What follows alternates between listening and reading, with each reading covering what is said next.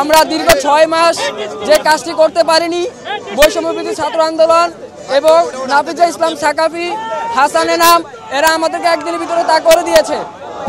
আমরা খুনি হাসিনার ফাঁসি চাই এবং আওয়ামী লীগ নিষিদ্ধ চাই।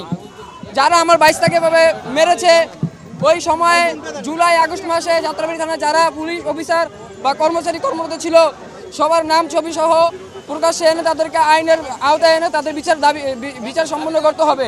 আমাদেরকে অনেক হয়রানি করা হয়েছে যাত্রাবাড়ি থানায়। আপনারা ইতিমধ্যে শুনেছেন যে এক এসআই মহিবুল শুরুতে আমাদের 2 মাস পরে জিডি নিছে। প্রথমে আমাদের জিডি নিতে চায় নাই, দেন আমার বড় ভাই যখন যাত্রাবাড়ি থানায় কন্টিনিউ যাইতেছিল তখন হচ্ছে যাত্রাবাড়ি থানার যে এসআই মহিবুল ও বলতেছে কি, আপনি এতবার এখানে আসেন কেন, আপনার থানার ভিতরে ভরে দিব, আপনার ছেলে 5ই আগস্ট বাসা থেকে বেরোছে, মানে ও কনফার্ম মারা গেছে। সেইভাবে টার্গেট করে করে হাত দিয়ে লাড়া সে বলতেছিল। সে কিভাবে জানে যে 5 আগস্ট বাসা থেকে বেরোইছে হাসান মারা গেছে? তারা তো কনফিডেন্স কোত্থেকে আসে? আমরা তারও বিচার চাচ্ছি। এবং সিআইডিতে আমাদের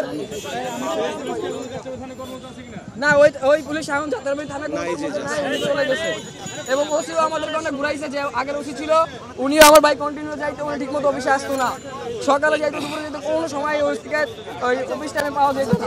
আঞ্জুমান এটুবিশ কাকরাইল বিভিন্ন লাইনে আমার ছেলেরা আমি 5 মাস মতো খোঁজাখুঁজি করতে আছি, কোথাও আমার ছেলের শনাক্ত আমি পাই না। আমি ওই সময় থানায় জিটি করার মতো আমার কোনো লাইন আছে না, মানে থানায় কোনো কার্যক্রম ছিল না, জিটি নেয় নাই।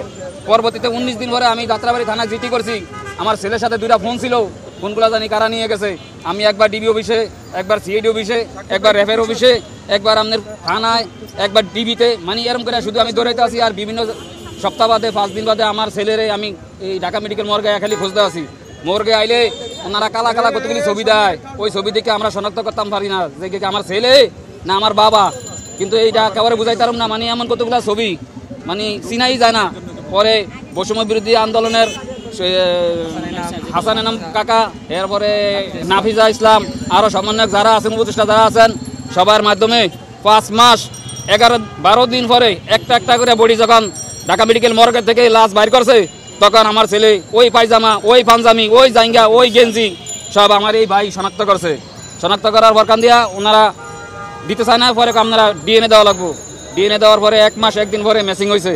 আমার ছেলেরে যারা এই বাজে হত্যা করে আমার আছে তাদের বিচার চাই এবং তাদের ফাঁসি চাই। একজন করে ধরে আইনের আওতায় আইন না, আমার ছেলেরে যে বাজে নির্মাণ করে হত্যা করছে ওইদেরকে এই বাজে নির্মাণভাবে হত্যা করতে হবে, এই আমার প্রত্যাশা। এবং রাষ্ট্রীয়ভাবে আমার ছেলেরে যেন মর্যাদা দেওয়া হয় এবং শহীদ পরিবার হিসেবে আমাদেরকে যেন দেখা হয়, শহীদ মর্যাদা দেওয়া হয়।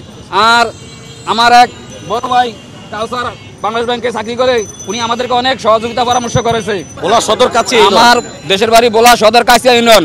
আমার ছেলে যাত্রাবাড়িতে থাকতো, আমার মেয়ের বাসায় থাকতো এবং মেয়ের জামাই দোকানে, একটা ইলেকট্রনিক দোকানে হয় কাপ্তান বাজার গুলিস্তান ইলেকট্রনিক দোকানে হয় চাকরি করতো। তো পাশাপাশি 4 তারিখে হয় বাসায়, 4 তারিখে দোকানে গেছে দুপুরে, দোকান থেকে আসা বছর পরিস্থিতি খারাপ দেখা 5 তারিখে ওই বাসা থেকে বের হয়েছে। বের হওয়ার পর কান দেওয়া ওর সাথে 2টা ফোন ছিল, ফোনগুলা জানি কারা নিয়ে গেছে। আমার ছেলের প্রথম জানাজা এই টিএসির মোড়ে হয়েছে, এখন দ্বিতীয় জানাজা কালকে আমাদের গ্রামের বাড়িতে বোলা সদর কাছিয়া ইউনিয়ন পরিষদ সংলগ্ন শাহমাদার স্কুল কাছিয়া শাহমাদার হাই স্কুলে অনুষ্ঠিত হবে দ্বিতীয় জানাজা আমাদের গ্রামের বাড়িতে এবং আমার পারিবারিক কবরস্থানে আমার ছেলেকে দাফন দেওয়া হবে। ব্রেকফাস্ট, টিফিন কিংবা স্ন্যাক টাইমে মজাদার আয়োজন মানে অল টাইম ব্রেড।